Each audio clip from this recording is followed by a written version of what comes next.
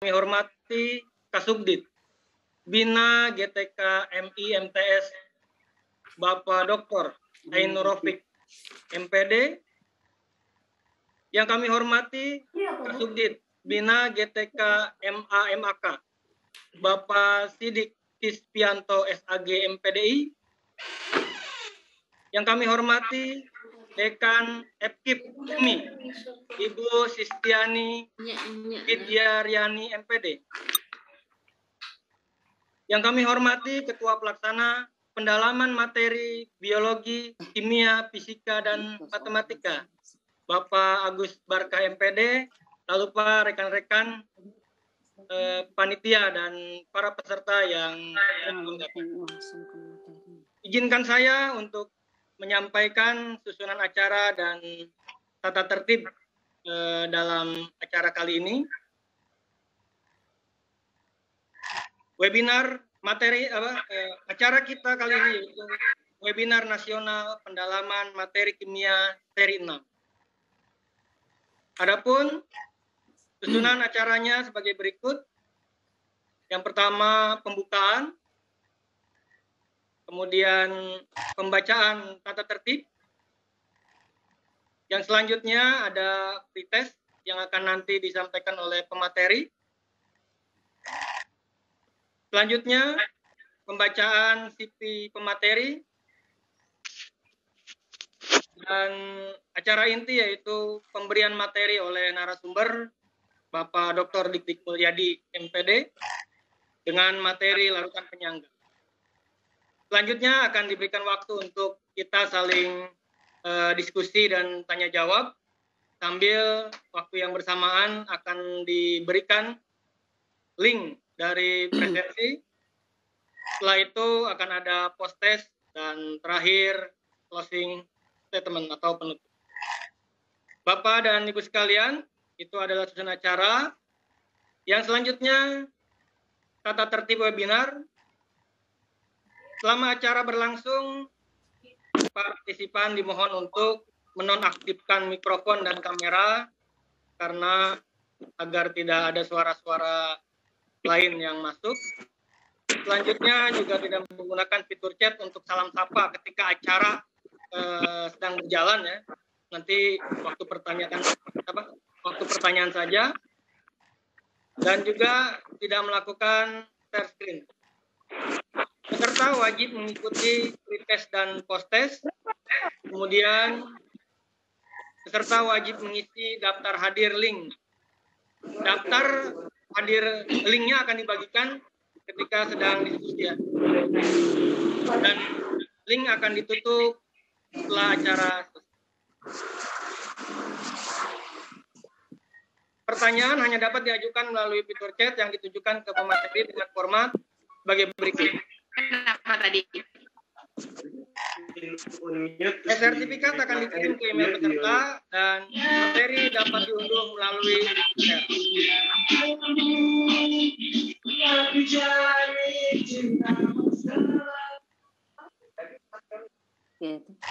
Baik, Bapak dan Ibu sekalian, itu adalah susunan acara dan tata tertib dari acara kita. Baiklah, sama-sama kita buka acara ini agar lebih berkah dengan membacakan basmalah. Bismillahirrahmanirrahim. Bapak Ibu peserta pendalaman materi kimia seri ke-6 yang berbahagia.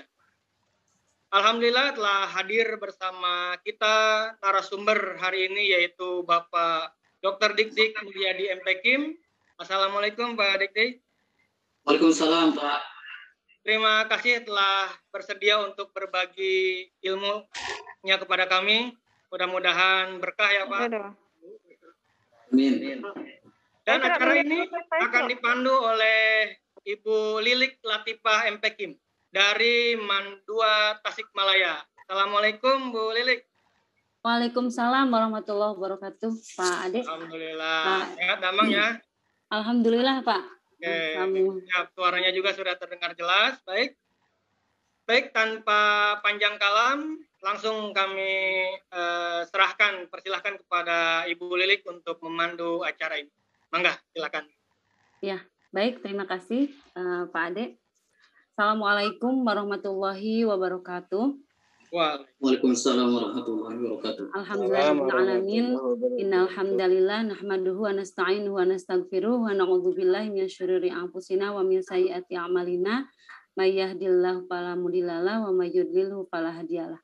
Asyhadu an la ilaha illallah wa asyhadu anna Muhammadan abduhu wa rasuluhu la nabiyya ba'da.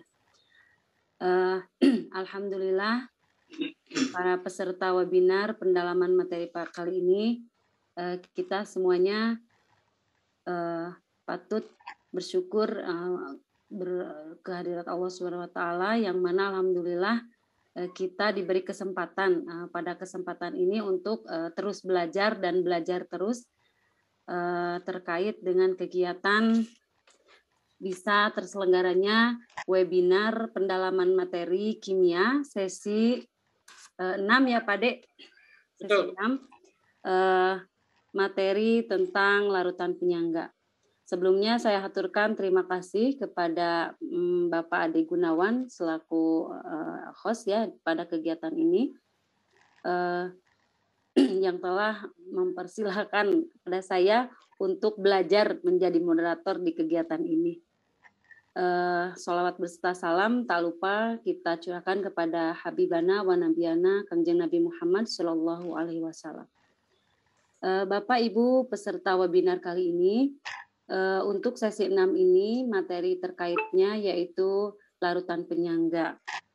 Tentunya topik ini Bapak Ibu yang di lapangan itu lebih tahu ya, kita semuanya selaku guru kimia tentang seluk-beluk, kesulitan atau seberapa besar materi ini kebermanfaatannya untuk siswa.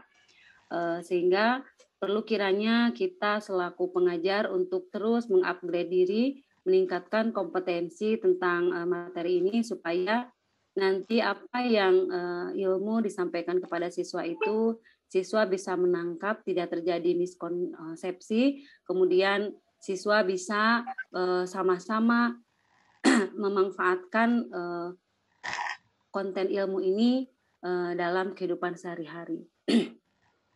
Menarik sekali tentang materi ini yang biasa kita temukan di kelas 11 IPA semester 2 mungkin ya, tentang KD di 3.13, itu seberapa besar kita menganalisis larutan penyangga dalam tubuh makhluk hidup, kemudian kebermanfaatan larutan penyangga ini dalam dunia industri, kemudian bagaimana materi-materi ini lebih mudah di-sharingkan ke siswa. Tentunya perlu pendalaman materi secara signifikan oleh para ibu bapak gurunya.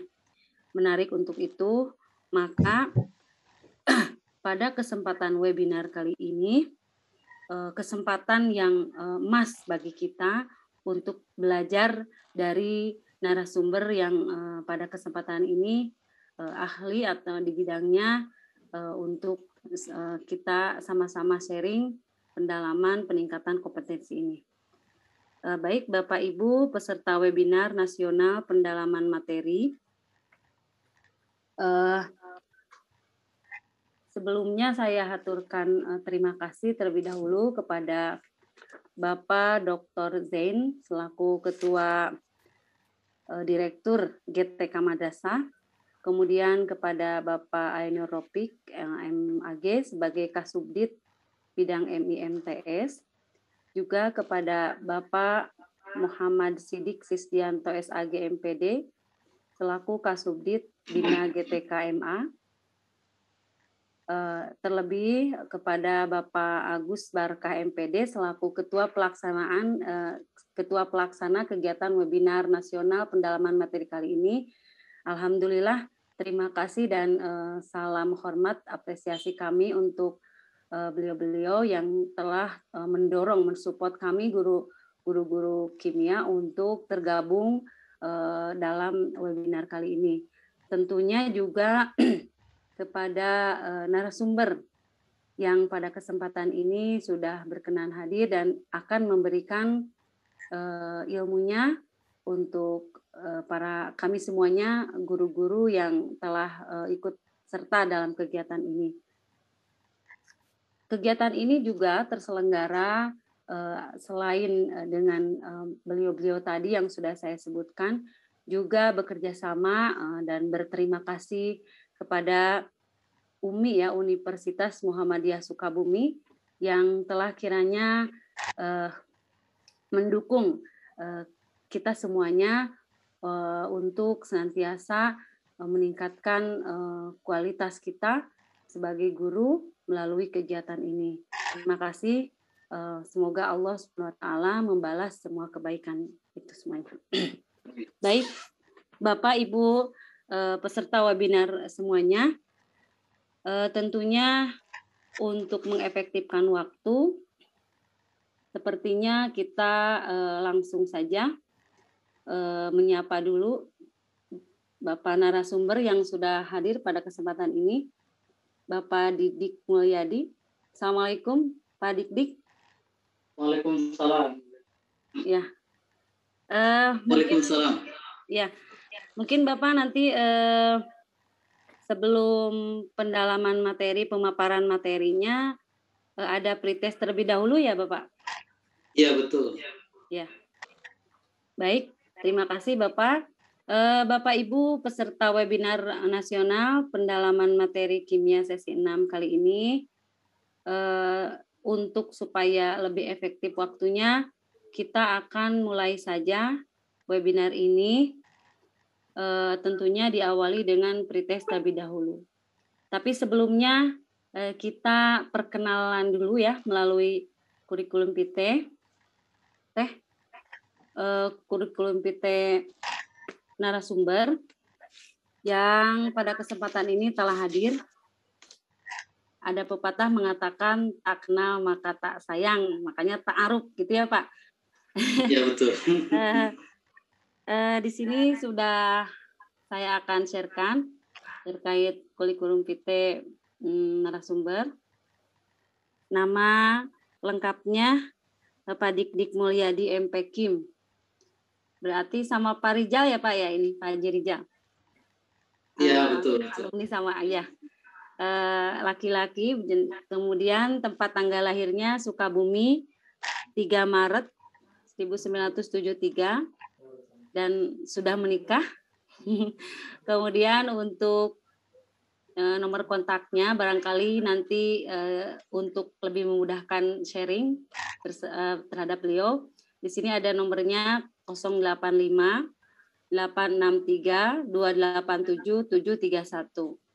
Beliau keseharian sebagai staf pengajar di Universitas Muhammadiyah Sukabumi dimulai dari tahun 2003 sampai sekarang. Kemudian mata kuliah yang diampunya yaitu pertama kimia dasar, yang kedua tentang analisa kualitatif dan kuantitatif, kemudian yang ketiga spektroskopi kimia.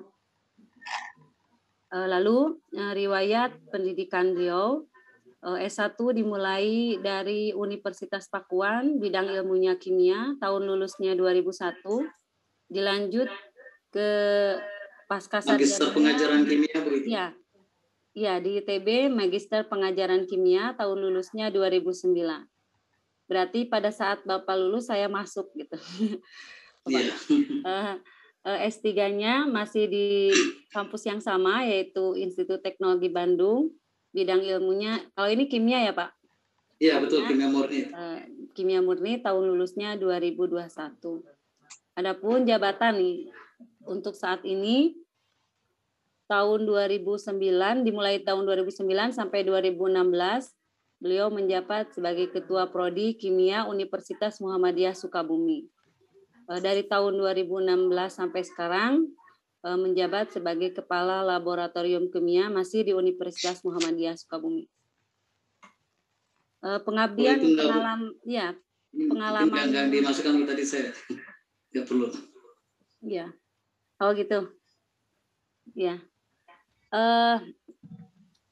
Bapak dari mulai S1 sampai S3-nya sudah expert di kimia, jadi alhamdulillah sangat tepat untuk membimbing kami guru-guru di bidang kimia untuk lebih mendalami, terutama tentang materi yang ada dan akan dibahas pada sesi ini.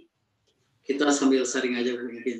Ya, mungkin itu Bapak dan para Ibu Bapak semuanya peserta webinar nasional pendalaman materi terkait kurikulum PT narasumber untuk saat ini.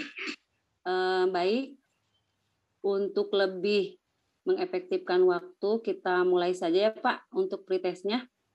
Mungkin nanti linknya akan di-sharekan oleh Pak Ade ya, Pak Ade. Share screen-nya sama siapa, Bu? Pak Dik. Bapak bisa langsung memberikan, Pak. Iya Pak, Sudah dijadikan co-host. Langsung silakan Bapak Ibu peserta webinar kali ini bisa dilihat di chatnya, itu link untuk pretestnya, untuk penyegaran ya, penyegaran santai saja Bapak Ibu untuk mengingat kembali materi terkait larutan penyangga. Pak Dik untuk linknya bisa diberikan. Ya. Sudah terlihat Pak? Ya sedang ya Pak Didik sedang start ini screen sharing. Sudah terlihat Pak? Belum. Bisa sudah masuk nih. Belum terlihat Pak. Sebentar.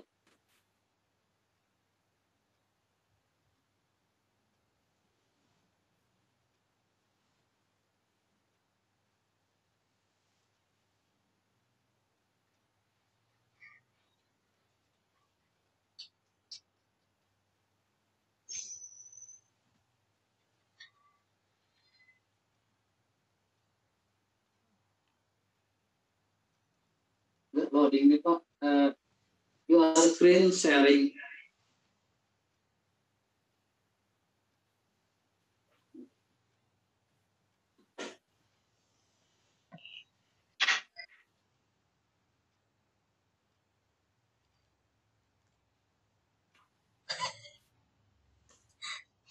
Sudah Pak? Sudah kelihatan Pak? Belum Pak.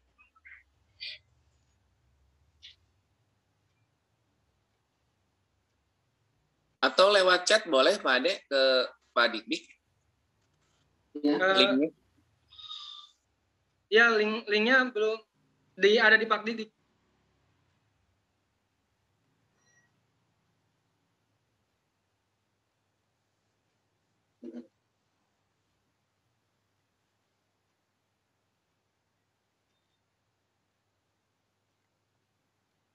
Lewat saya boleh Pak di share-nya? Iya boleh Pak. Boleh Pak. Boleh Pak. Saya yang share ya.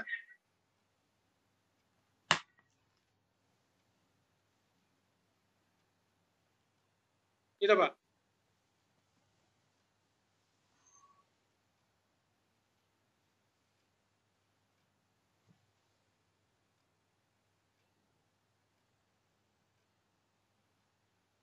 Kayaknya keluar ini Pak. Satu lagi bentar Pak.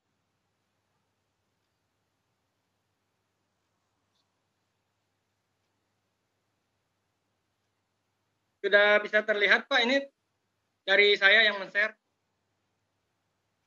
Sudah ada Pak Ade? Ya ini. Sudah terlihat belum? Saya ini ada kendala di ini Pak, di apa namanya? Di webnya ini, di laptop saya ini Pak. Bentar Pak.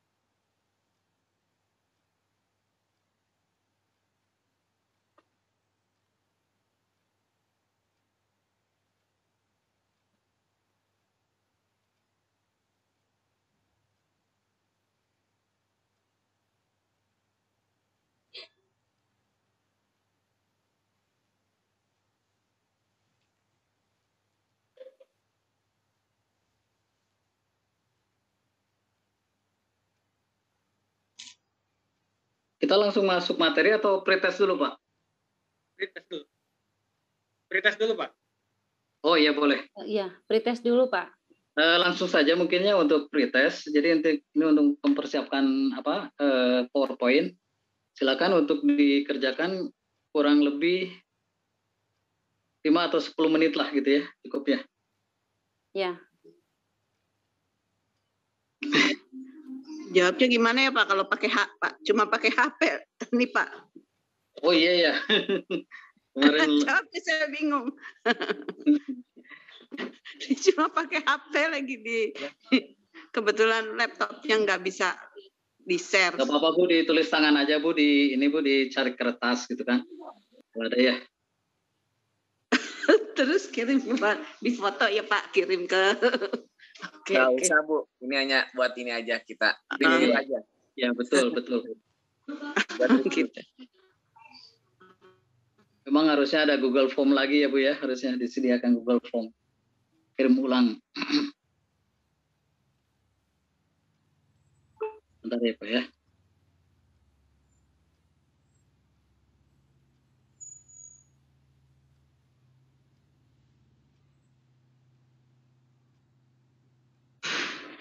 Ya, betul. Oke, GC. Sudah mencatat semua kali ya? Ya, bisa dicatat aja kalau misalkan tidak ada linknya.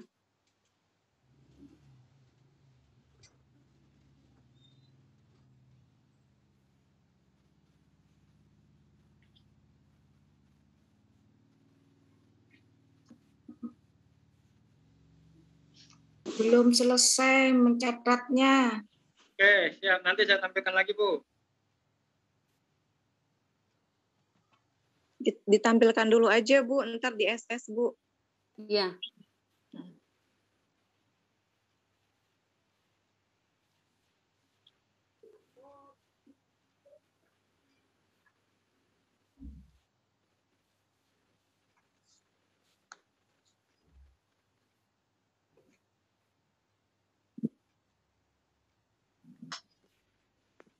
Assalamualaikum.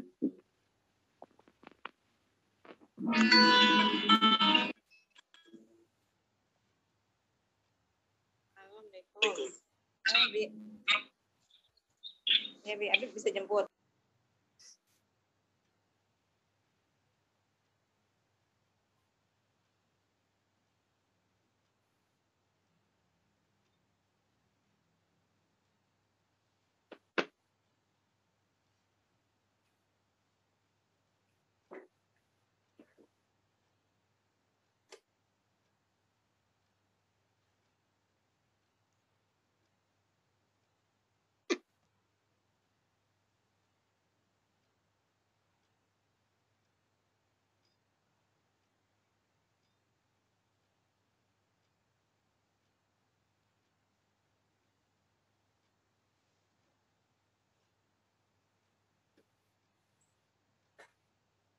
Mohon maaf, nanti jawaban dikirim kemana ya?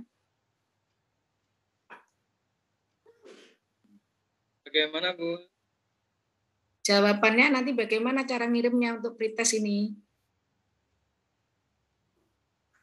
Nanti mungkin bisa di ini ya di chat atau dipoto dulu. Itu ya, Pak Ade, gimana ya? Bisa, Bu. Di chat dari foto, Bu. Ya. Fotonya dikirim ke chat. Di chat itu ya. Jadi jawabannya dipoto lalu dikirim di chat itu. Oh.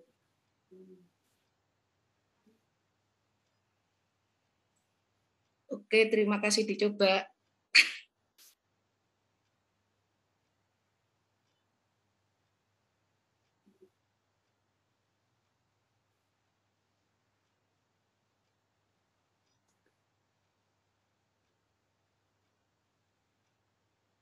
Sudah bisa ditutup soalnya ya?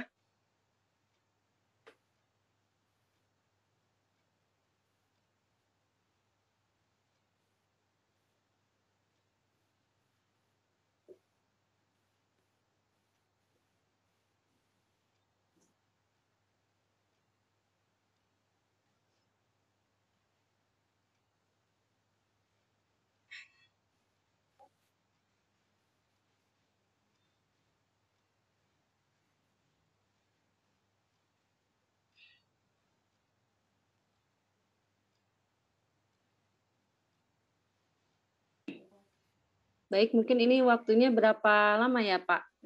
Pak, sekira tadi 10 ya, maksimum 10 10 sampai 15 menit. Oh ya.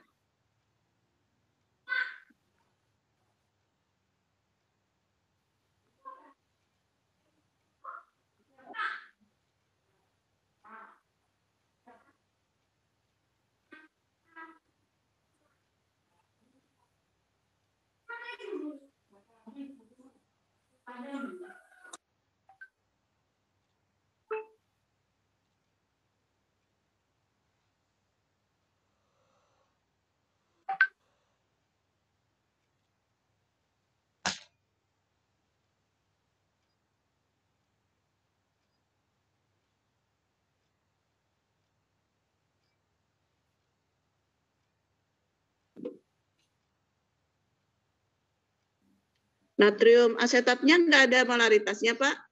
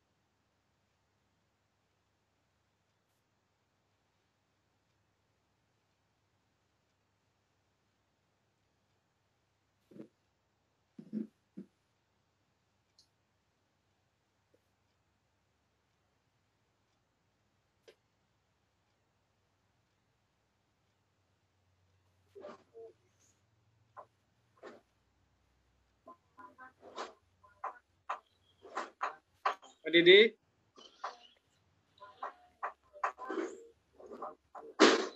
Pak Didik bisa mendengar kita? Halo Pak, Pak Didik.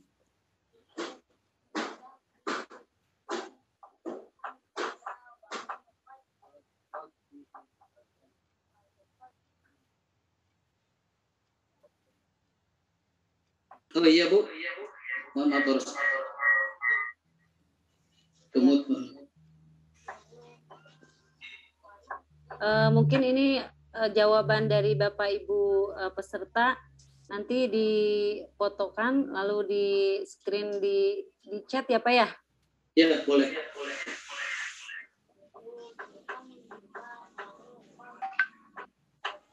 Masih ada waktu, silakan Bapak Ibu peserta webinar untuk menyelesaikan soal-soal pretestnya sambil mengingat kembali.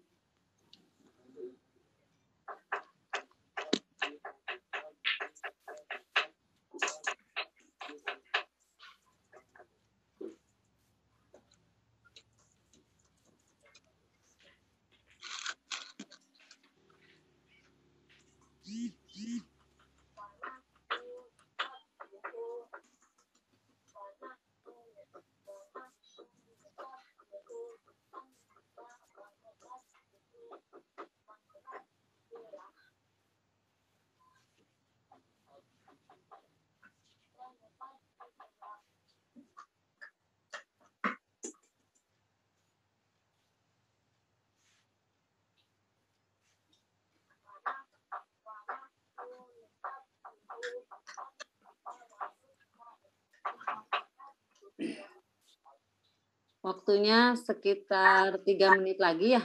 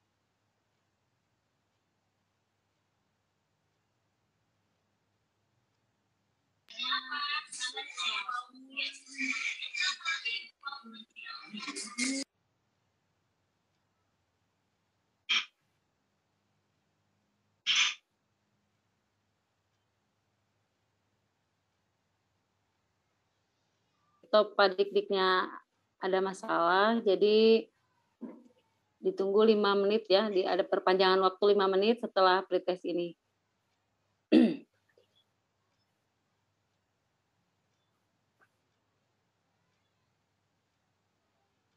Sambil menunggu pemaparan dari pemateri, kemudian sedang pretest. Bagaimana Pak Ade kalau kita selingi dengan instrumen untuk supaya tidak ngantuk? Saya belum persiapkan musiknya, Bu. Saya cari dulu.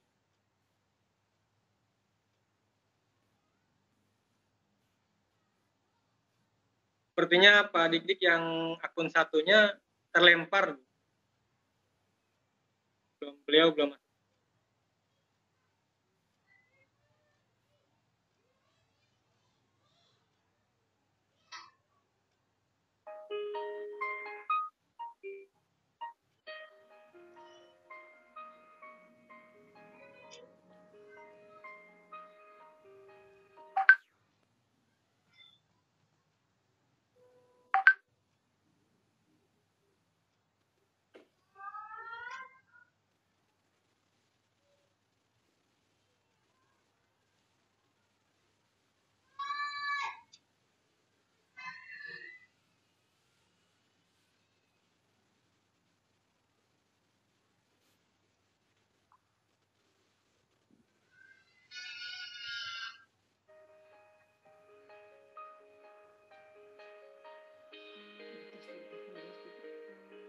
Kita ini dulu ya, biar agak fresh sambil nunggu persiapan pemateri Nasum, kemudian Bapak Ibu peserta webinar juga mengerjakan pretest, kita iringi musik.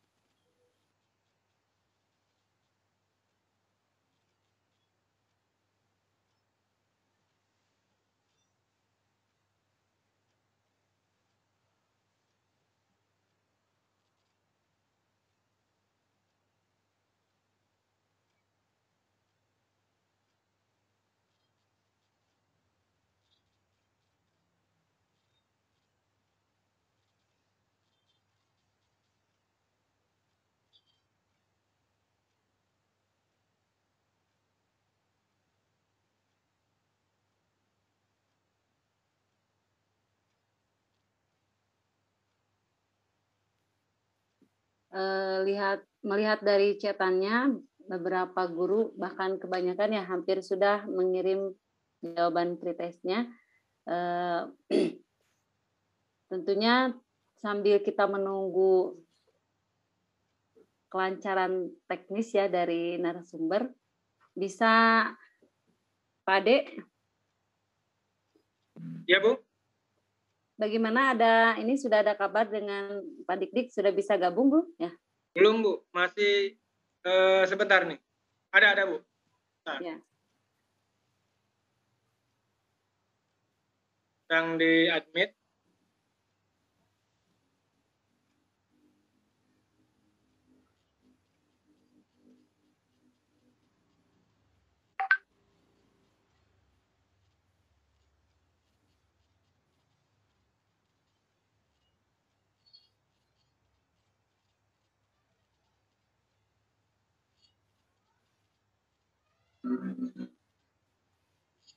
Pak Dik udah masuk?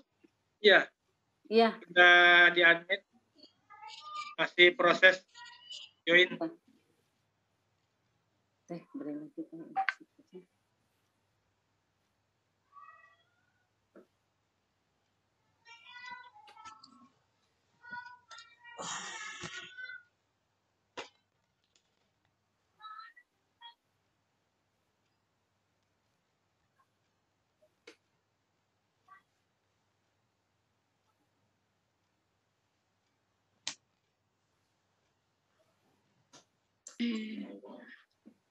Sudah sepertinya.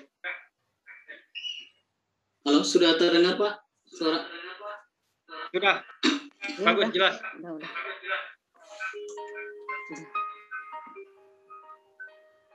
Sudah ya Pak? Sudah ada? Sudah. Ya, alhamdulillah. Baik. Sepertinya Bapak Ibu. Ya, screen share aja yang mungkinnya Pak ya. Betul Pak.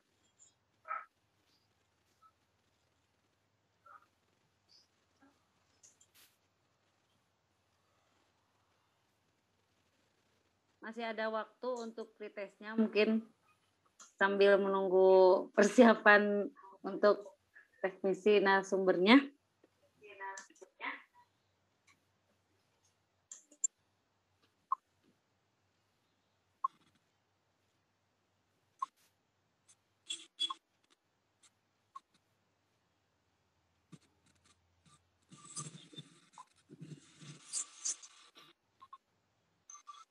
Oh, ini.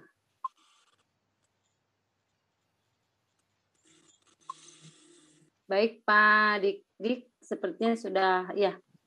Halo Pak, sudah bergabung ya Pak? Iya.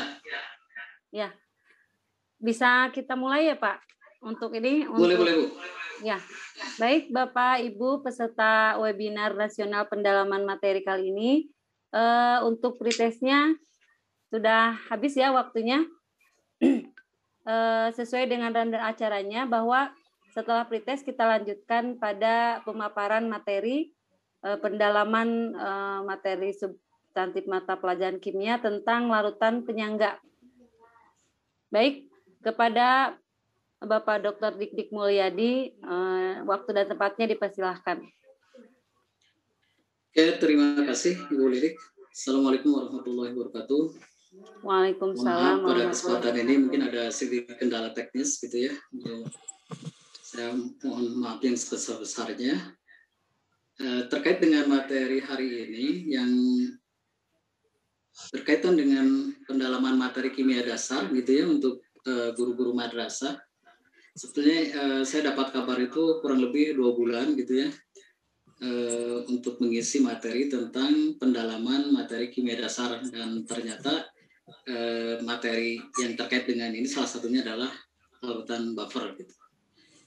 Pada kesempatan ini juga saya mengucapkan terima kasih banyak gitu ya kepada Direktur GTK Madrasah dan Kasubdit gitu yang telah memfasilitasi kegiatan ini, karena ini juga merupakan salah satu pengabdian gitu ya bagi kami selaku dosen di Universitas Muhammadiyah Sukabumi, khususnya di program studi kimia gitu ya. Pada kesempatan ini mungkin ada beberapa hal yang nanti kita akan sampaikan terkait dengan larutan buffer. Pada intinya adalah saya yakin bahwa Ibu Bapak guru sudah lebih menguasai mungkin ya terkait dengan larutan buffer gitu ya.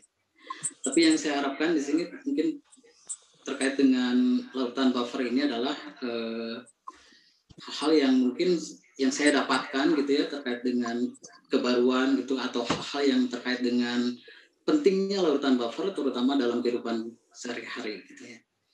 Kalau terkait dengan masalah teknis, perhitungan dan sebagainya mungkin Bapak Ibu lebih menguasai mungkin hal-hal. Baik, pada kesempatan ini saya akan sampaikan terkait dengan larutan buffer untuk mempersingkat waktu. Barangkali Ibu Bapak yang sering mengajar di sekolah itu sudah tahu peta konsepnya gitu ya dari larutan buffer itu seperti apa gitu kan. Mungkin yang pertama terkait dengan pengertiannya, kemudian jenis larutan penyangganya, dan prinsip kerja larutan penyangga itu seperti apa gitu ya. Karena ini juga penting dipahami oleh guru ketika dia akan menyampaikan kepada siswanya. Dan yang paling penting juga terkait dengan perhitungan pH larutan penyangga. Jadi memang perhitungan pH larutan penyangga ini tidak sekedar tahu rumus, tetapi juga bagaimana dia diaplikasikan dalam kehidupan sehari-hari. Gitu ya. Ada banyak sebenarnya manfaat atau fungsi dari larutan buffer itu misalkan dalam industri ya, pembuatan obat gitu ya. Tentu saja penggunaan larutan buffer ini menjadi sangat penting gitu ya, dan dalam perhitungannya secara kuantitatif kita tidak boleh salah gitu, dan kita juga harus banyak memperhatikan faktor-faktor yang bisa mempengaruhi dalam proses pembuatan larutan penyangganya. Nah kemudian ini yang terakhir nanti mungkin sedikit fungsi larutan penyangga. Untuk perhitungan pH larutan penyangga ini itu sebenarnya ada 2 gitu ya, yang pH larutan penyangga yang sifatnya asam yang pH lebih kecil dari 7, ada lagi pH larutan penyangga yang basa yang lebih besar dari 7. Kemudian juga yang terkait dengan perhitungan juga ada pH larutan penyangga pada penambahan sedikit asam, basa, dan pengenceran. Nah, cara langsung biasanya kalau untuk pembuatannya biasanya basa lemah plus garamnya. Kemudian cara tidak langsung biasanya basa lemah berlebih ditambah asam kuat. Nanti bisa kita hitung berapa pH-nya dari larutan penyangga tersebut. Oke, mungkin tadi di pretest sudah saya tampilkan atau saya minta untuk jelaskan tentang larutan buffer. Saya yakin Ibu Bapak hampir 100% barangkali ya sudah mengetahui apa sih sebenarnya larutan buffer itu. Kalau ada istilah lain, ada larutan dapar gitu ya, larutan penyangga, itu sama saja sebetulnya pengertiannya. Tapi di sini saya mengambil larutan buffer saja gitu ya, atau penyangga boleh.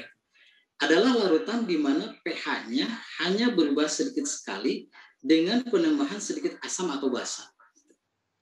Jadi larutan buffer ini spesial gitu ya. Jadi kalau misalkan pada kondisi reaksi tertentu biasanya ada reaksi yang perlu mempertahankan pH dalam pH tertentu. Dan biasanya kita tambahkan larutan buffer tersebut, karena biasanya dalam reaksi itu ada reaksi samping yang menghasilkan bisa ion H+ atau OH- yang akan mempengaruhi reaksi kimia itu sendiri. Mungkin ini saya ambil contoh saja ya dalam analisis kimia. Kebetulan saya juga mengampung analisa kuantitatif. Ada yang namanya titrasi pembentukan kompleks gitu ya. Biasanya dalam titrasi pembentukan kompleks itu akan dihasilkan H+. Nah, adanya ion H+ ini nanti akan mempengaruhi hasil titrasinya, dan tentu saja ini harus dipertahankan pH-nya biasanya dengan menggunakan atau penambahan larutan buffer, sehingga reaksinya stabil dan tidak mempengaruhi secara kuantitatif. Nah, ini ada contoh larutan asam asetat ya, atau natrium asetat itu memiliki kemampuan bertahan terhadap perubahan pH. Maka larutan ini disebut larutan buffer. Namun mungkin yang paling penting adalah bahwa suatu larutan itu dapat bertindak sebagai buffer. Larutan tersebut harus mempunyai 2 komponen. Itu yang paling pentingnya, utamanya. Di mana yang satu mampu menetralkan asam dan yang satu lagi mampu menetralkan basa. Itu saja sebenarnya konsepnya gitu ya, 2 itu. Nah, larutan buffer yang umum yang biasa digunakan gitu ya, mungkin Bapak Ibu sudah mengenalnya, itu campuran yang biasanya mengandung yang pertama adalah asam lemah dan basa konjugatnya. Biasanya dari suatu garam, basa konjugat itu biasanya suatu garam, atau basa lemah dan asam konjugatnya gitu ya, dari garamnya. Nah, ini mungkin garis besarnya kalau untuk bagan untuk larutan buffer ini bisa dilihat di sini. Jadi ada 2, itu larutan penyangga asam atau larutan buffer asam dan larutan buffer basa. Nah, untuk larutan penyangga asam biasanya terdiri dari asam lemah dan basa konjugasi. Jadi tadi disebutkan agar dia bersifat bisa menyangga atau mempertahankan pH itu harus ada 2 komponen ya. Komponennya itu yang bisa menetralkan asamnya atau basanya atau keduanya gitu ya. Nah, di sini kita ambil contoh misalkan untuk larutan penyangga asam ya, biasanya kurang dari 7 asam lemah dan basa konjugasi ya. Nah, contoh asam lemah di sini misalkan yang sudah kita kenal adalah asam asetat CH3COH, dan ada lagi basa konjugasinya gitu ya. Itu garamnya. Biasanya ini terbentuk dari asam lemah dengan basa kuat gitu ya. Nanti dihasilkan garam dalam bentuk natrium asetat, atau kita biasanya menuliskan dalam bentuk ionnya CH3CO-. Nah, 2 campuran inilah yang dapat menyebabkan larutan itu disebut sebagai larutan penyangga asam. Nah, kemudian yang kedua itu ada larutan penyangga basa. Ini kebalikannya dari yang pertama, yang tadi larutan penyangga asam. Di sini ada basa lemah dan asam konjugas. Nah, di sini contohnya misalkan basa lemahnya adalah NH3 atau NH4OH gitu ya. Kalau misalkan asam konjugasinya atau asam konjugasinya misalnya NH4+-nya. Ini bisa digunakan atau bisa dibuat dengan misalkan mereaksikan antara NH4OH berlebih, ini direaksikan dengan HCl, maka nanti dihasilkan NH4Cl. Nah, itu merupakan campuran dari basa lemah dan asam konjugasinya.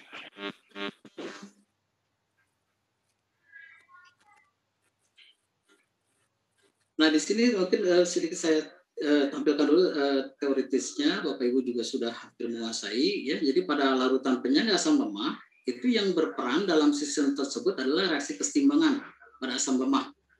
Jadi untuk menentukan konsentrasi H+ larutan penyangga ya, asam lemahnya dengan basa konjugatnya dapat dirumuskan seperti ini.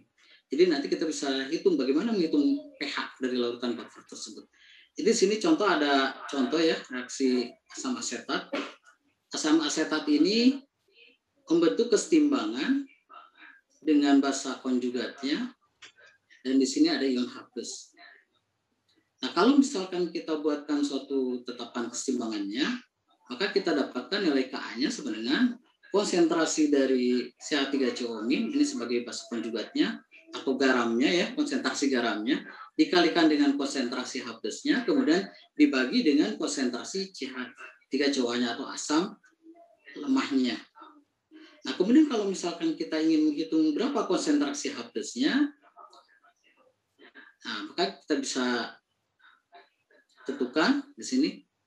Perlu diinformasikan berbeda dengan asam lemah. Kalau asam lemah itu ini konsentrasi H+ dengan CH3COMin itu sama gitu ya. Tetapi untuk larutan buffer ini dalam penulisan reaksinya berbeda konsentrasinya.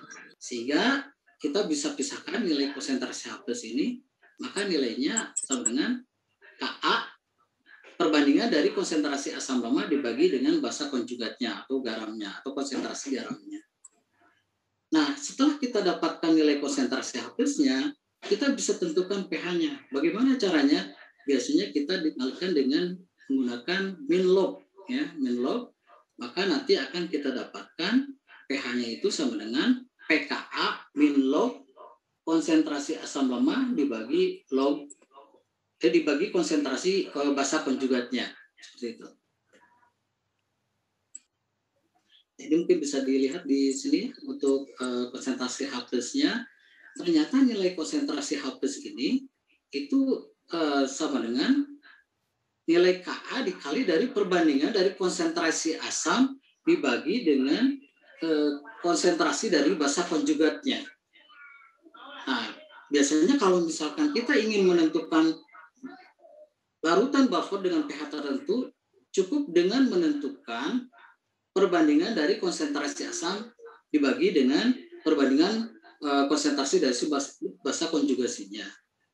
Nah, kemudian yang menarik di sini adalah kalau misalkan kita uraikan kembali konsentrasi asam ini, ternyata kita bisa lihat di sini konsentrasi itu sebenarnya kan perbandingan dari mol dibagi dengan volumenya. Nah, kemudian juga untuk basa konjugat juga sama. Nah, volume di sini untuk baik untuk konsentrasi asam maupun untuk basa konjugatnya itu adalah sama gitu ya. Sehingga di sini bisa kita simpulkan bahwa volume tidak terlalu berpengaruh gitu ya di dalam larutan buffer ini. Sehingga dalam larutan buffer itu berapapun kita mengencerkan biasanya pH-nya akan tetap. Jadi tadi kalau misalkan ada pertanyaan terkait dengan apakah tidak diketahui konsentrasinya, karena memang di sini kalau lihat dari persamaan ini sebetulnya volume dari persamaan larutan buffer ini tidak berpengaruh. Oleh karena itu sistem merupakan campuran dalam satu wadah ya di sini, maka volumenya akan selalu sama sehingga rumus tersebut dapat ditulis dengan nanti pada akhirnya kita akan dapatkan bahwa pH itu sama dengan min log konsentrasi H+. Nah, ini mungkin salah satu contoh ya, tadi sudah ditampilkan di pretest. Nah, Ibu tinggal masukkan saja harganya seperti ini. Saya tidak akan bahas di sini, tapi yang jelas di sini hasilnya adalah 6 dikurangi log 5 karena ini larutan penyaganya sifatnya adalah asam.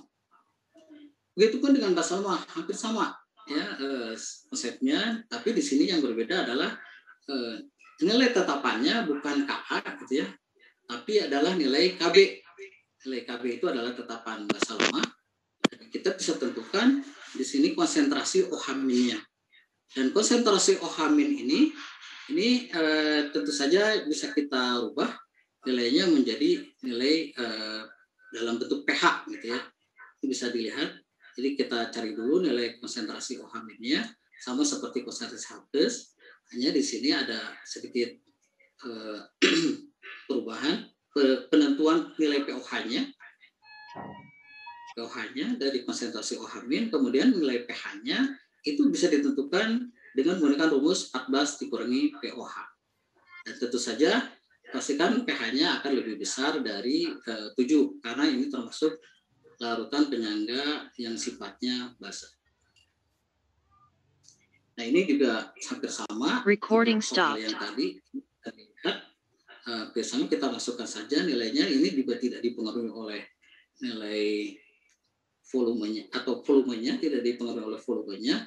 Kita bisa hitung, kita cari dulu konsentrasi OH-nya, kemudian pOH-nya kita bisa hitung 6 dikurangi log 5, pH-nya kita dapatkan 14 dikurangi 6 dikurangi log 5, maka di sini dapatkan pH-nya 8 plus log 5. Artinya ini lebih besar dari 7, gitu ya, sifatnya basa. Oke, ini saya kira nggak Nah, ini mungkin perlu diperhatikan ya dalam proses pembuatannya. Sebenarnya ini bisa dilihat gitu ya.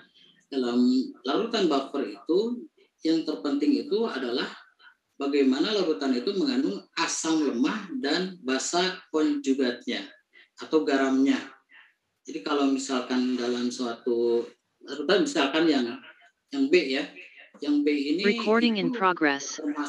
tidak bersifat larutan penyangga gitu ya, karena di sini tersisa basa gitu ya, basa kemudian basa konjugat, dan ini tidak termasuk larutan penyangga. Karena salah satu syarat larutan penyangga itu dalam proses pembuatannya yang tersisa itu adalah asam lemah dan basa konjugatnya, atau kebalikannya gitu ya, basa lemah dan asam konjugatnya atau garamnya, seperti itu. Oke, ini mungkin saya langsung saja ya ke aplikasinya. Sebenarnya di dalam kehidupan kita sehari-hari gitu ya, termasuk di dalam tubuh kita sendiri gitu ya, ternyata kadar pH darah kita ditentukan oleh konsentrasi ion hidrogen. Jadi mungkin Bapak Ibu sudah tahu bahwa pH darah normal itu kan sekitar 7,4 kurang lebih ya 0,05 gitu ya. Jadi bisa 7,45, 7,35. Nah, reaksi metabolisme di dalam tubuh itu sering menghasilkan produk metabolit yang bersifat asam. Nah, tentu saja sifat asam ini sangat merugikan gitu ya. Tapi subhanallah, Allah ternyata memberikan sistem buffer di dalam tubuh sehingga kelebihan ion hidrogen di dalam tubuh itu sendiri bisa dinetralkan. Sehingga tidak ada hal yang mungkin bisa merugikan dalam tubuh kita itu sendiri gitu. Karena kalau misalkan pH terlalu asam atau terlalu basa itu jelas gitu ya, sangat mengganggu metabolisme tubuh atau bisa mempengaruhi kesehatan ya suatu makhluk hidup gitu ya. Nah, kemudian juga ini perlu informasikan ya, di dalam tubuh itu sistem buffer ini sangat penting gitu ya, karena memang metabolisme dalam tubuh kita, misalkan di sini ada katabolisme asam amino ya yang mengandung sulfur yang menghasilkan asam sulfurik, dan katabolisme fosfolipid yang bisa menghasilkan asam fosforik. Kemudian asam sulfurik dan asam fosforik ini itu sifatnya non volatil acid dan biasanya dihasilkan kurang lebih 40 sampai 80 mil ekuivalen ya per hari. Kemudian juga ada katabolisme karbohidrat dan lipid yang menghasilkan 15.000 sampai 20.000 ya milimol CO2 per hari. Ini juga bersifat acid ya, volatil acid gitu, dan ini jelas sangat membahayakan gitu ya. Sehingga ini sangat diperlukan gitu ya di dalam tubuh kita ini untuk bisa menetralisir sifat asam ini.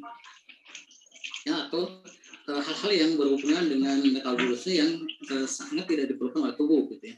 Ini mungkin kita ambil contoh saja yang menarik gitu ya di dalam kehidupan sehari-hari, mungkin Bapak Ibu juga sudah mengenalnya. Di dalam tubuh kita sebetulnya ada larutan buffer ya. Di sini ada basa konjugatnya,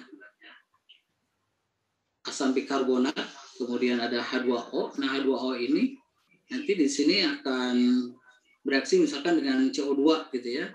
Atau di sini juga kita lihat ada pembentukan H2CO3 sebagai asam lemahnya. H2 sebagai asam lemahnya. Nah, ini sebenarnya kalau misalkan di dalam tubuh ini contoh ya, ada suatu metabolisme yang menghasilkan oksidasi yang tidak sempurna, misalkan dari proses glipolisis yang menghasilkan asam laktat gitu ya. Dan tentu saja asam laktat ini sangat membahayakan atau sangat merugikan ya. Jadi kalau misalkan badan kita lelah, lemah atau letih gitu ya, atau pegal dan sebagainya, nah itu biasanya dinetralkan gitu ya dengan ada penambahan asam bikarbonat gitu ya. Jadi dinetralkan gitu seperti itu. Kemudian juga di sini ada lagi sistem buffer atau itu, yaitu buffer kimiawi dalam cairan ekstra dan intraseluler. Kemudian sistem pernapasan yang mengatur tekanan CO2 melalui perubahan ventilasi. Kemudian sistem pengaturan ginjal terhadap penyimpanan bikarbonat tubuh. Ini sistem buffer asam karbonat, ya bikarbonat. sistem buffer fosfat, sistem buffer protein. Ini contoh saja misalkan untuk CO2 ya, yang tadi akan saya jelaskan, yang mungkin bagiannya tidak terlalu jelas. Di dalam tubuh kita ini terdiri ada asam karbonat H2CO3 yang bersifat asam lemah dan bikarbonat HCO3- yang bersifat basa lemah. Nah, ini bisa bereaksi gitu ya. Jadi kalau misalkan CO2 ditambah H2O menghasilkan H2CO3. Nah, H2CO3 ini bisa terurai kembali menjadi ion H+ dan ion bikarbonat. Nah, kemudian natrium bikarbonat ini juga itu bisa terurai menjadi Na+ dan ion bikarbonat menghasilkan H2CO3. Dan H2CO3 juga itu bisa menghasilkan CO2 dan H2O. Dan ini merupakan sistem buffer terbanyak di cairan ekstrasel gitu ya. Kemudian kadar HCO3 dan CO2 diatur oleh ginjal dan paru-paru. Kemudian yang lainnya juga ada lagi terdiri dari atas monohidrogen fosfat. Ini juga sama gitu ya, termasuk basa fosfatnya ya, HPO4-2- yang bersifat basa lemah, dan dihidrogen fosfat H2PO4- yang bersifat asam lemah. Dan ini merupakan sistem buffer terpenting ya di dalam sitosol. Hanya 8% dari konsentrasi sistem buffer HCO3 yang memegang peranan penting di intrasel dan tubulus ginjal.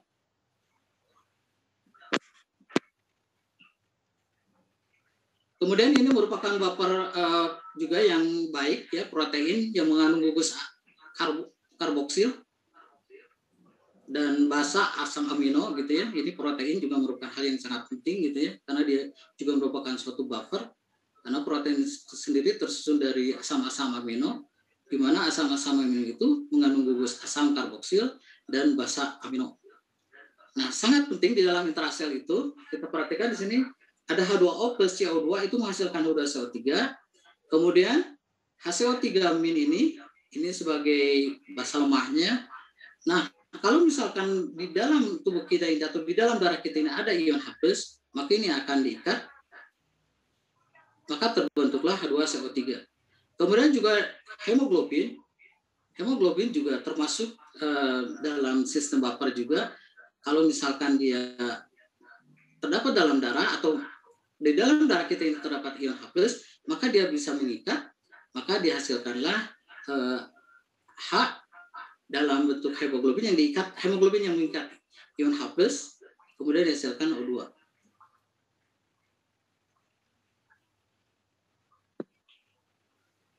Nah, ini mungkin ada hal yang menarik gitu ya dalam aplikasi untuk larutan buffer ini. Ternyata memang larutan buffer ini sangat penting gitu ya. Ini bisa dilihat ya dalam satu ginjal. Di sini ada tubular lumen. Di sini ada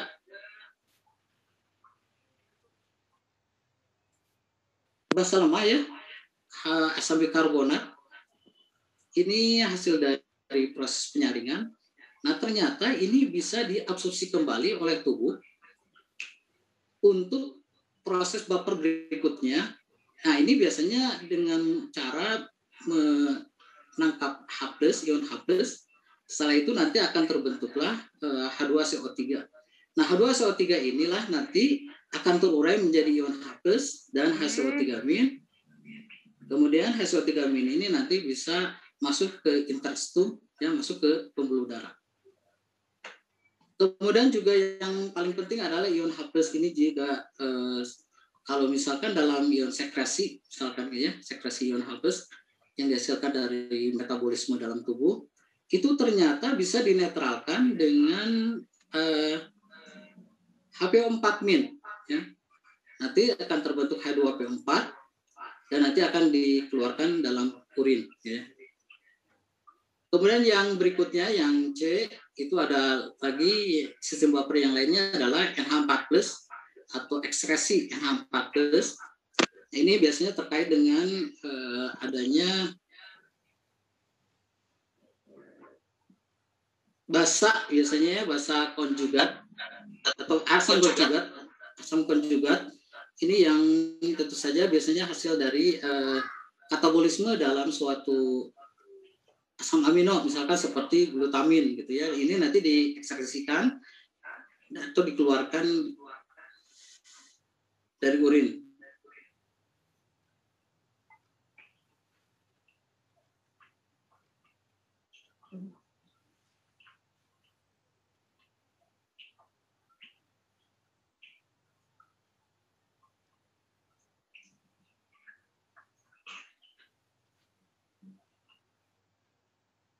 Oke, selanjutnya mungkin ini saya langsung percepat saja. Jadi ada beberapa hal yang perlu diperhatikan gitu ya terkait dengan masalah metabolisme dalam tubuh yang menghasilkan ion H+. Ternyata di sini ada beberapa penyakit yang mungkin kita kenal, ada istilah asidosis metabolik gitu ya. Nah, asidosis metabolik ini adalah rendahnya pH darah yang ditandai dengan rendahnya kadar bikarbonat dalam darah. Nah, ini bisa penyebabnya gagal ginjal, atau asidosis tubulus renalis ya, kelainan bentuk ginjal, kemudian ketoasidosis diabetikum, asidosis laktat, bertambahnya asam laktat, kemudian bahan beracun seperti etilen glikol, overdosis salisilat, metanol, paraldehid, acetazolamid atau amonium klorida ya. Kemudian kehilangan basa, misalkan bikarbonat melalui saluran pencernaan karena diare, ileostomi atau kolostomi. Ada juga alkalosis metabolik ya, adalah suatu keadaan di mana darah dalam keadaan basa karena tingginya kadar bikarbonat ya.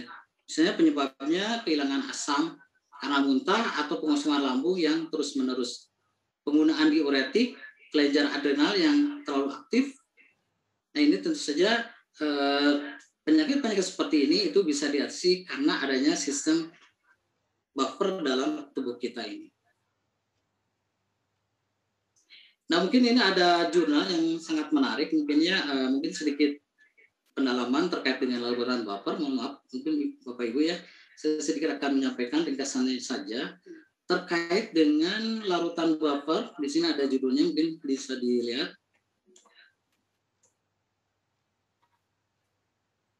Jadi larutan buffer itu ternyata sangat penting terutama dalam proses formulasi obat atau dalam proses pembuatan obat gitu ya, karena memang pembuatan larutan buffer itu ternyata tidak bisa sembarangan gitu ya, karena ini juga sangat berpengaruh nanti dalam proses pembuatannya. Dan di sini dijelaskan dalam jurnal ini bagaimana nilai pKa itu tergantung pada temperatur, tekanan, dan kekuatan ioniknya. Jadi di sini larutan pH itu ya, seperti kita ketahui itu sangat penting gitu ya. Dan di sini juga dijelaskan bahwa ternyata nilai pKa itu sangat dipengaruhi oleh temperatur, tekanan, dan kekuatan ioniknya.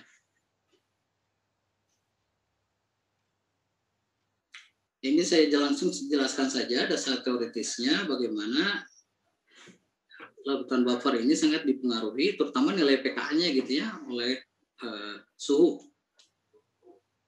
Ini mungkin bisa dilihat di sini.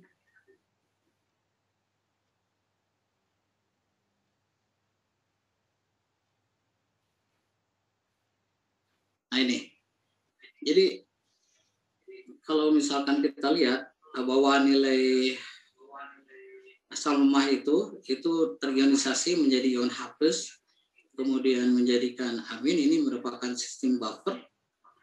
Kemudian nanti kalau misalkan kita tentukan berapa nilai K-nya, kita bisa tentukan nilai K-nya seperti ini, sama seperti yang tadi saya jelaskan di awal. Maka nanti kita bisa tentukan nilai pH-nya sama dengan pKa plus log konsentrasi amin dibagi dengan konsentrasi Ha gitu ya.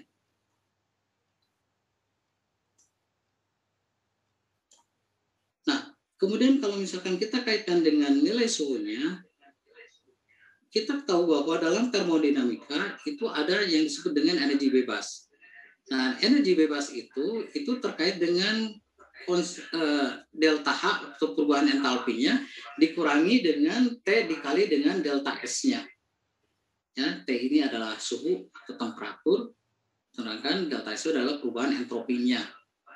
Nah, kemudian kalau misalkan kita tuliskan lagi dalam persamaan lainnya, nilai delta I itu ternyata ada hubungan dengan nilai KA-nya atau nilai keseimbangannya. Sama dengan min RT dikali ln KA. Nah, nilai ln KA ini itu sama dengan min delta H dibagi RT ditambah delta S dibagi R. R ini adalah suatu tetapan. Kemudian kalau misalkan kita turunkan, kita dapatkan persamaannya seperti ini, persamaan 7. Juga kalau misalkan kita turunkan lagi nilai K, ada nilai K2 dan K1-nya, kita juga akan mendapatkan persamaan 8. Kalau misalkan kita tentukan ada nilai lain, kapasitas panasnya yang berhubungan dengan nilai entalpinya itu adalah perubahan entalpi dibagi dengan perubahan suhunya. Maka nanti kalau misalkan kita gabungkan, kita dapatkan persamaan 10. Dan di sini ternyata nilai K itu sangat dipengaruhi oleh suhu. Sehingga dalam proses pembuatan larutan buffer biasanya dalam industri itu, terutama dalam pembuatan obat gitu ya, suhu ini menjadi sangat penting.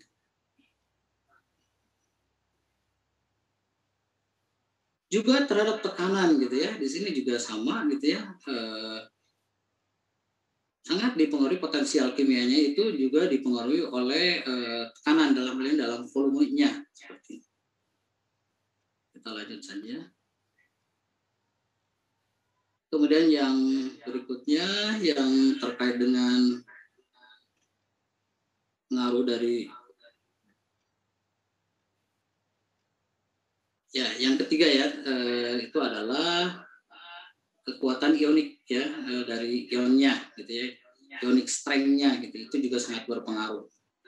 Mungkin tadi yang terkait dengan tekanan biasanya kalau misalkan kurang dari 100 megapascal biasanya itu tidak terlalu berpengaruh gitu. Tapi kalau misalkan lebih dari 100 megapascal itu jelas sangat berpengaruh.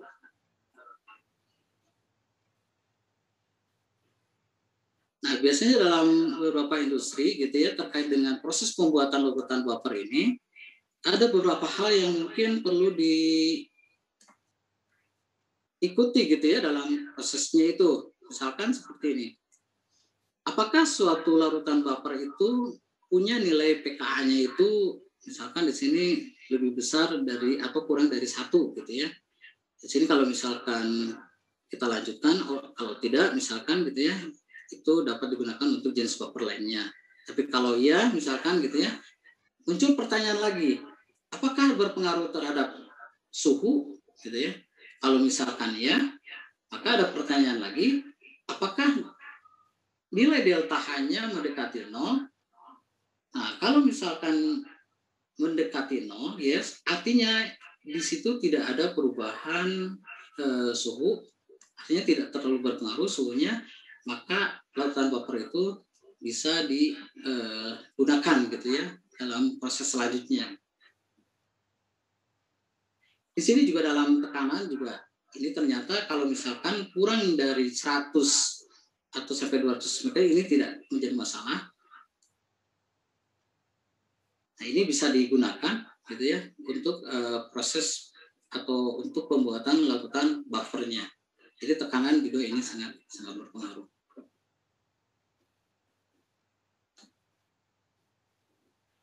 Nah, mungkin sebagai penutup mungkinnya jadi pada dasarnya bahwa aplikasi dari larutan buffer ini sangat menarik gitu ya. Mungkin contoh yang paling sederhana gitu ya dalam kehidupan sehari-hari, penggunaan tetes mata gitu ya, itu juga merupakan salah satu penggunaan dari larutan buffer gitu ya.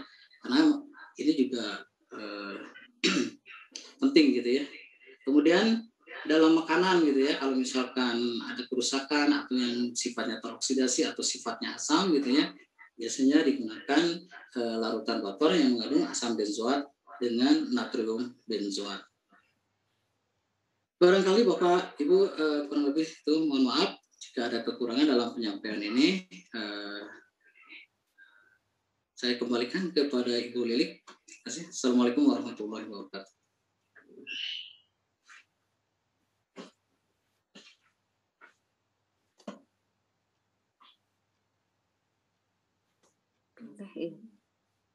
Baik. Waalaikumsalam warahmatullahi wabarakatuh. Terima kasih Pak Dik-Dik yang sudah memaparkan materi terkait larutan penyangga yang begitu gamblangnya ya, materi-materi yang biasa kita temukan di lapangan. Kalau melihat waktu, masih ada sekitar setengah jam ya, setengah jam atau 30 menit. Mungkin bisa digunakan untuk sesi tanya jawab. Mungkin itu ya Pak? Oh iya, mangga Bu, mangga. Ya. Kita diskusi aja Bu. Iya, baik untuk sesi pertama, Bapak Ibu peserta webinar kali ini bisa mengajukan pertanyaan kepada Bapak narasumber. Untuk sesi 1 diisi oleh 3 penanya mungkin. Silahkan. Langsung saja kalau yang mau bertanya, sebutkan namanya dan asal madrasah.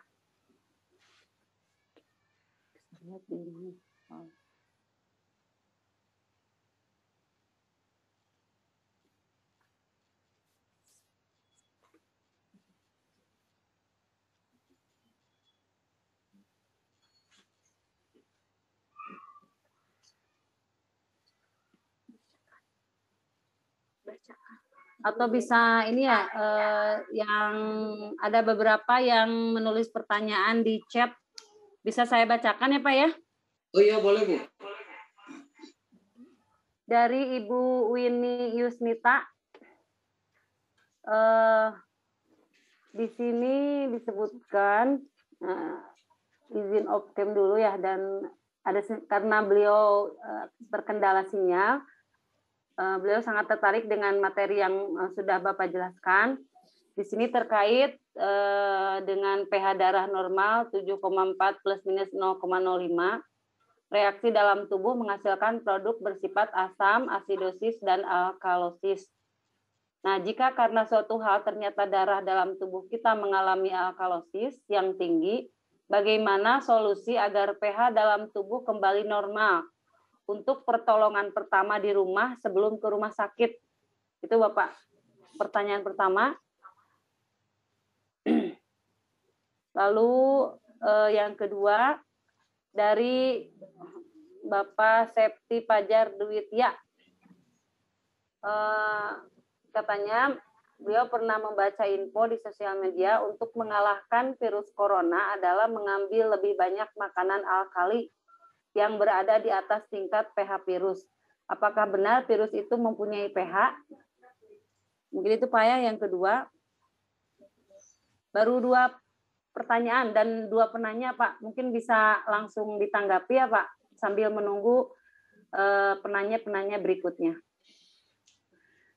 Ya, terima kasih. Ini pertanyaannya lumayan nih, gampang-gampang susah. Kalau saya sih sebenarnya tidak di dunia kedokterannya. Tapi tadi saya hanya menyampaikan terkait dengan beberapa hal yang mungkin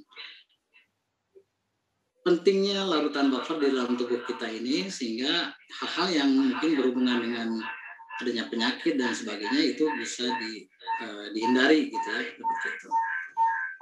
Nah, mungkin ini salah satu hal yang sangat menarik ya, kalau misalkan tadi yang terkait dengan penyakit sebentar.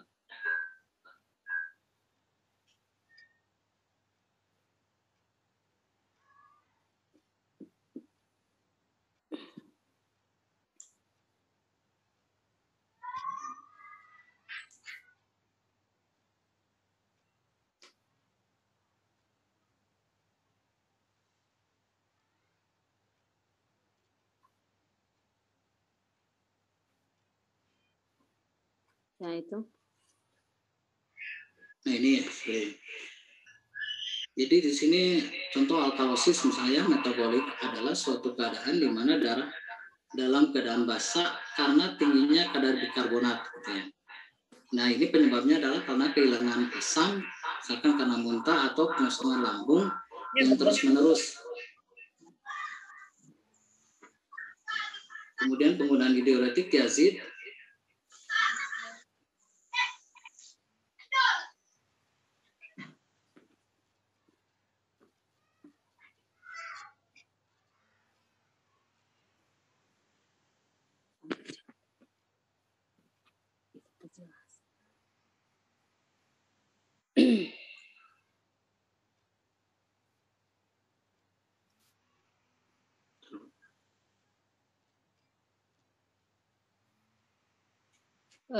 Tidak ada suaranya, Bapak ya? ya sebentar Bu, sebentar ini. Jadi di sini mungkin kalau saya tidak bisa memberikan solusi terkait dengan ini ya, tapi pada prinsipnya gini ya, alkalosis metabolik adalah suatu keadaan di mana di sini dalam darah ya, di mana darah dalam keadaan basah karena tingginya asam bikarbonat. Ya. Pak Afwan suaranya dengung ya? Sebentar.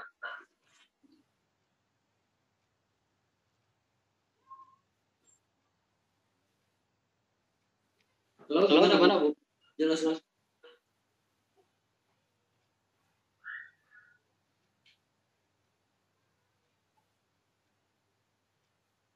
Halo?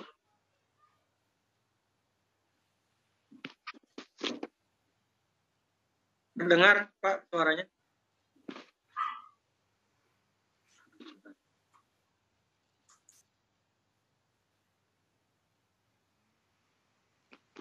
Halo, gimana Pak sekarang?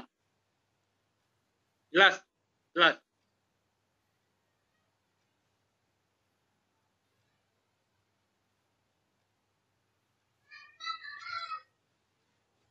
Sudah jelas, Pak, silakan. Oh, dari ya.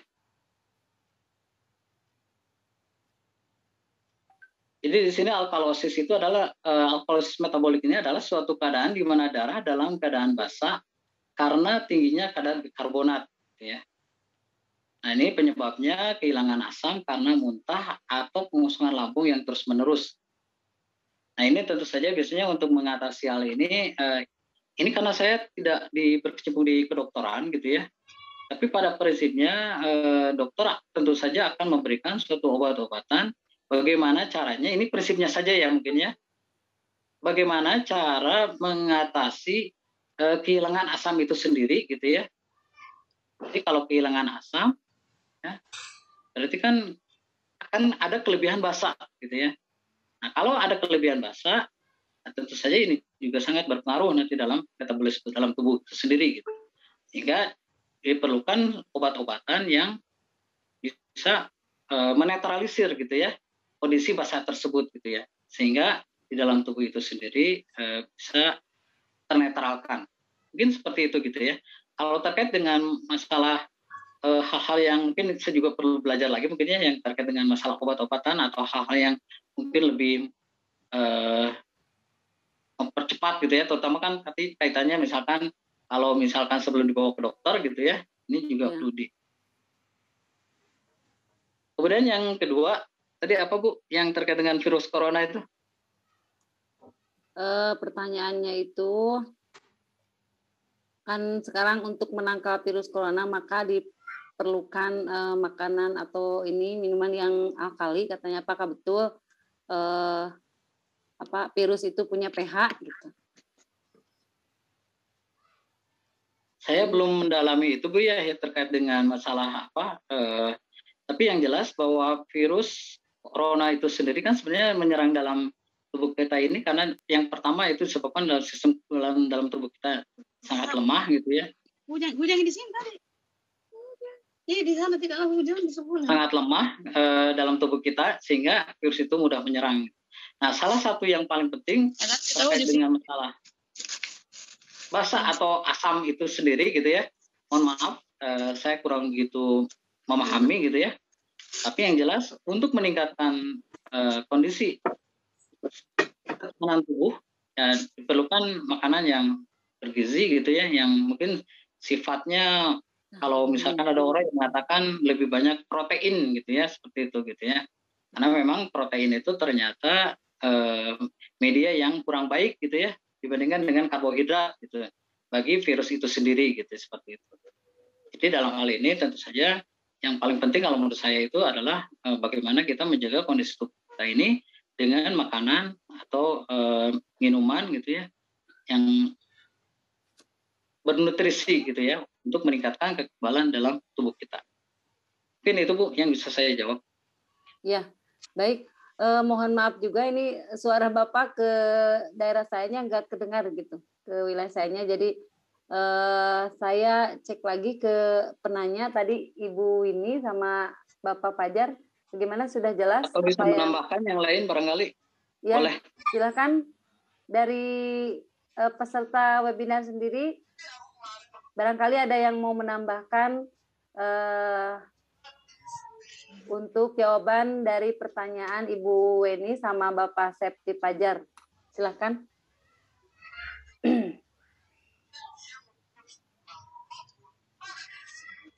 Boleh ya Bapak Ibu yang mungkin punya pengetahuan lebih gitu ya untuk terkait dengan pertanyaan tadi di sharing di grup ini gitu ya. Kita sama-sama belajar gitu ya. Ya.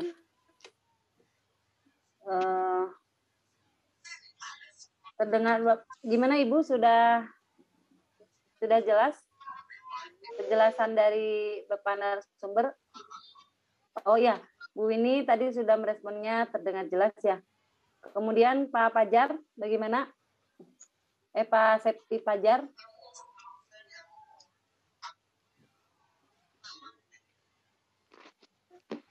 Sepertinya sudah Bapak ya. Sudah cukup. Di sini ada penanya berikutnya dari Ibu Dewi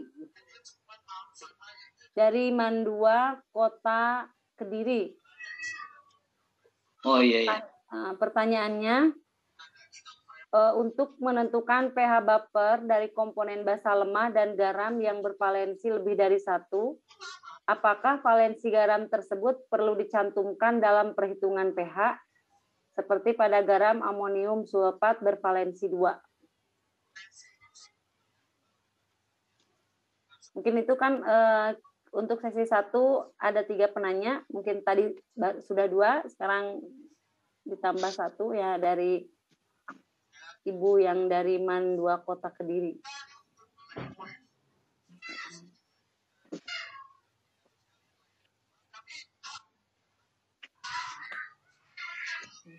Oke, terima kasih. Contohnya apa Bu tadi yang mungkin bisa diulang lagi Bu yang contohnya seperti pada garam amonium sulfat bervalensi 2. Jadi dalam hal ini kalau misalkan kita lihat dalam persamaan ini ya. Ya. Ini kita lihat misalkan ada suatu asam lemah dan menghasilkan basa konjugat ya, kemudian ion H+. Nah, untuk penentuan nilai pH-nya itu sebenarnya cukup kita hitung jumlah molnya, gitu ya. Nah, jumlah molnya. Nah, kalau misalkan nanti jumlah mol ini tentu saja nanti akan berhubungan dengan stoikiometrinya, gitu ya. Dalam perhitungan kimia ini sangat berpengaruh, gitu ya.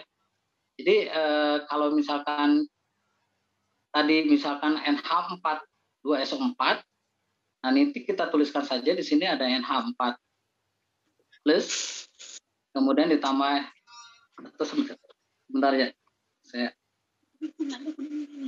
tidak tuliskan gitu ya. Tapi mungkin Ibu, mungkin saya hanya pertanyaan ini saja ya. Ibu juga sudah mulai memahami gitu ya. Jadi pada prinsipnya Ibu tadi menghitung nilai pH-nya bukan Bu maksudnya? Ya.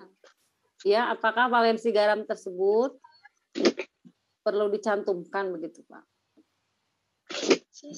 Sebentar ini. Ya. Ya. Apakah valensi garam tersebut perlu dicantumkan dalam perhitungan pH-nya gitu, Pak? Untuk garam yang bervalensi lebih dari 1. Itu pertanyaannya. Ya, nanti yang jelas dalam persamaan ini, kalau nanti kita misalkan menghitung jumlah molnya, ya, yang jelas nilai valensi itu nanti akan sangat berpengaruh gitu Bu ya, dalam perhitungannya. Jadi kalau misalnya di sini ada NH4 2SO4 misalkan ya, menghasilkan NH4+. Nah, kemudian di sini ada 2 NH4+. Kemudian tambah SO4 2- gitu ya. Nah, NH4+ ini kan sebagai apa nih? Tapi barangkali kalau itu termasuk ini bukan ya? NH4 SO4 ya, NH4. Ya, NH4 SO4. Ya, itu nilai 2-nya nanti kan berpengaruh ya dalam perhitungannya, dalam stoichiometrinya ya. Berarti jumlah molnya kan 2 gitu ya. Jadi ini perlu dicantumkan gitu ya dalam perhitungannya. Karena dia menghasilkan 2 mol NH4+ gitu ya. Berarti ya dalam perhitungannya ya itu nanti jelas berpengaruh gitu ya. Seperti itu. Ya, baik. Ibu Dewi, sudah jelas pemaparan dari Pak Dik-Diknya? Baik, untuk sesi 1 dengan 3 penanya itu sudah terlewati. Mungkin masih ada waktu 15 menit lagi ya. Bisa dibuka sesi lagi ya Pak, satu sesi lagi? Karena di sini di chatnya banyak sekali yang antusias untuk bertanya Pak. Boleh Bu, boleh. Iya. Tadi ada yang raise hand itu Bu Anggun ya? Bu Anggun atau Pak Anggun? Atau kita lanjut saja. Ini untuk sesi 2-nya kita isi dengan 3 penanya. Dari yang pertama dari Bu Zulfa Liswanti Mandua Agam. Pertanyaannya begini Pak, seperti halnya pembuatan obat-obatan dan pH makanan kaleng atau awetan, apakah penggunaan cairan infus juga mempertimbangkan buffer di samping sifat isotoniknya? Itu dari Bu Zulfa Mandua Agam. Mau satu-satu dulu Pak atau ditampung dulu? 3? Satu-satu dulu lah. Ya, silakan Pak supaya lebih fokus ya Pak ya. Iya ya. Ya. Itu yang larut infus jelas itu mempertimbangkan ini ya larutan buffernya gitu ya. Karena jelas nanti kalau misalkan masuk ke dalam darah gitu ya, tentu saja nanti akan ada perubahan pH gitu.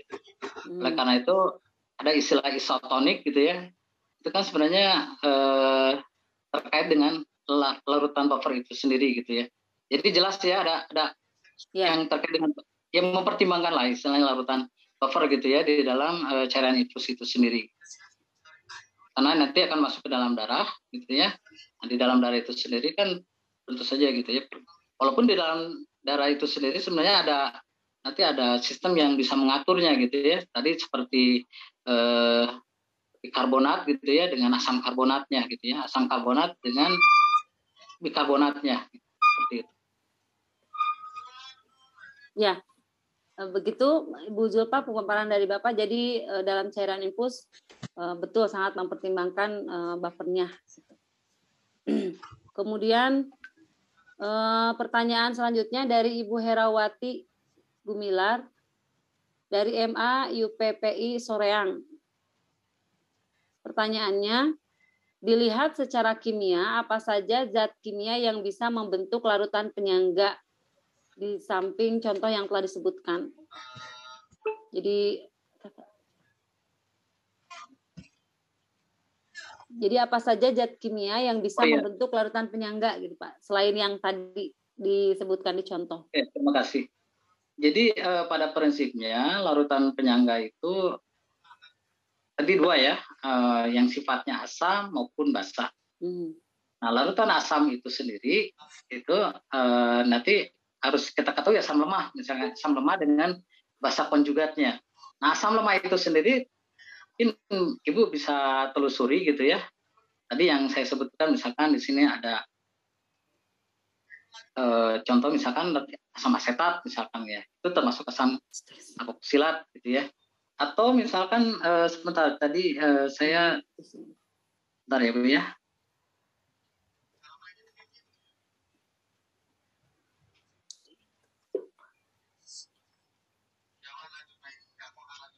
Nah ini Bu, mungkin ya tadi saya sebutkan asam asetat, kemudian asam karbonat H2CO3, kemudian lagi ada asam sitrat, ya. Ada asam sitrat biasanya pada makanan juga ada ya. Kemudian ada asam suksinat. Asam suksinat ini termasuk asam lemah. Kemudian ada asam fosfat. Ada lagi buffer lainnya. Mungkin ini yang paling kenal ya, asam asetat, asam karbonat, kemudian sitrat, suksinat, fosfat. Ada lagi misalkan tadi yang saya sebutkan misalkan atau basanya mungkin ya. Kalau basanya misalkan NH4OH atau yang terkait dengan basa lemah gitu ya. Nah, nanti kalau misalkan direaksikan dengan asam kuat gitu ya, menghasilkan garamnya. Nah, itulah larutan buffer. Jadi intinya adalah larutan buffer itu harus mengandung asam lemah dengan garamnya. Asam lemah dengan basa konjugatnya. Atau basa lemah dengan asam konjugatnya atau garamnya. Seperti itu. Mungkin itu saja Ibu yang bisa saya jelaskan terkait dengan. Ya, baik, sudah jelas mungkin ya. Ibu siapa tadi?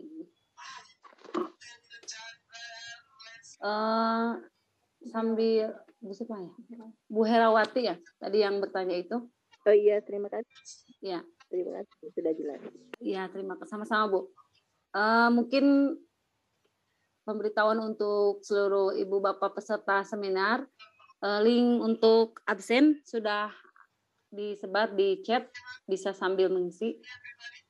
Mungkin Bapak ini ada waktu 10 menit lagi untuk post test mungkin ya Pak ya. Tapi masih ada yang bertanya juga.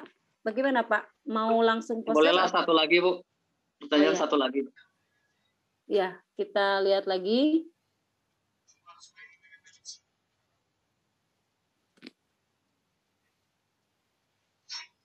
Dari Bapak Jeki Hasan, Pak.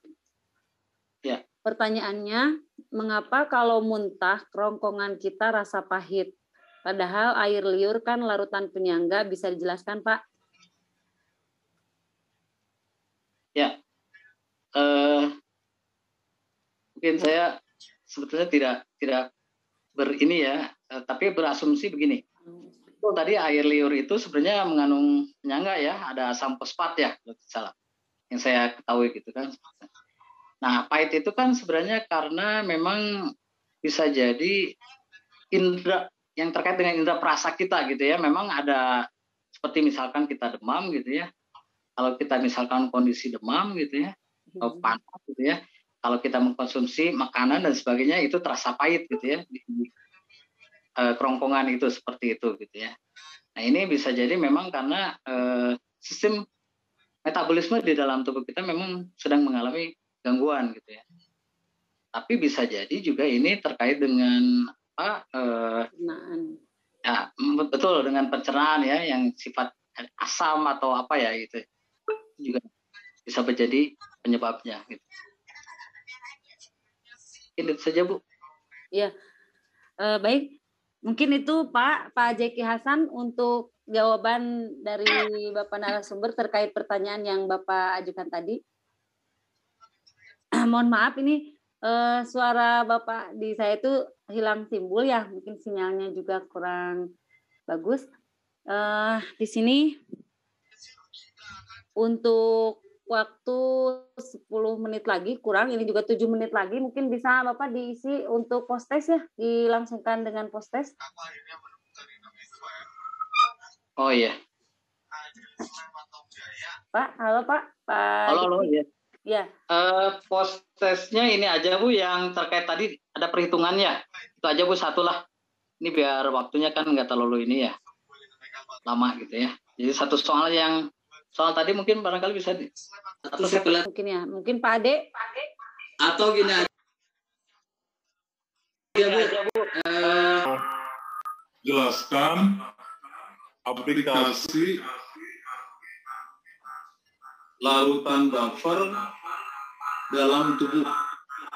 Bagaimana tubuh menetralkan hasil metabolismenya. Jelaskan. Gimana Pak? Bisa diulang Pak? Jelaskan. Jelaskan aplikasi larutan buffer di dalam tubuh dalam menetralkan hasil metabolisme.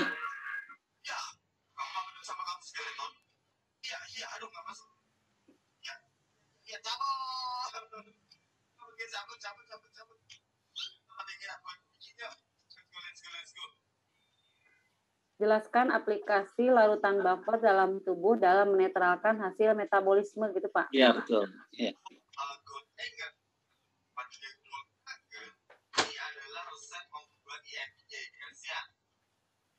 Ya.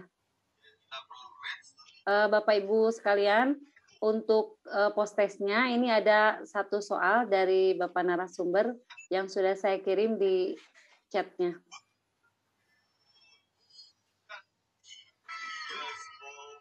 Ada waktu 7 menit lagi di sini, silahkan mungkin 5 menit ya, atau bisa 3 menit juga untuk menjawab post-test ini, soal post-test dari Bapak. Kalian seperti ini ya. Jadi pertama kita perlu yang namanya block of iron yang kita kasih premis. Mantap saya kira. Alright. Ya. Bisa dikirim di chat untuk jawabannya. Jadi insinyur perobotannya ini dan terakhir kertas kita taruh di sini guys ya. Oke. Dan ada kita tutup. Oke, aku pakai musuh dulu. Oh my god, lagi sakit. Sakit lagi. Baik, sakit banget. Sakit banget. Oh, what is that?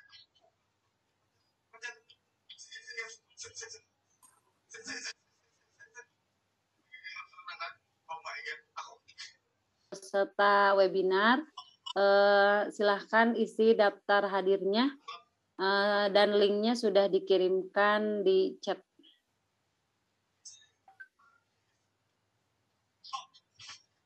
Gak mudah. Mantap. Gak sengaja.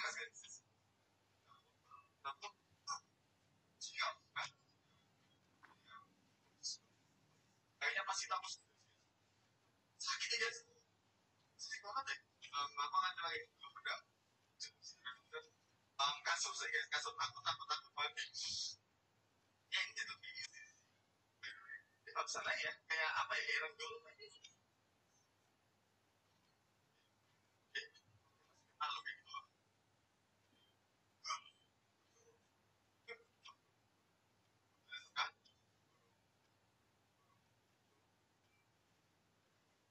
Ini kan kurang gitu deh, di bawah air sana guys. Let's go.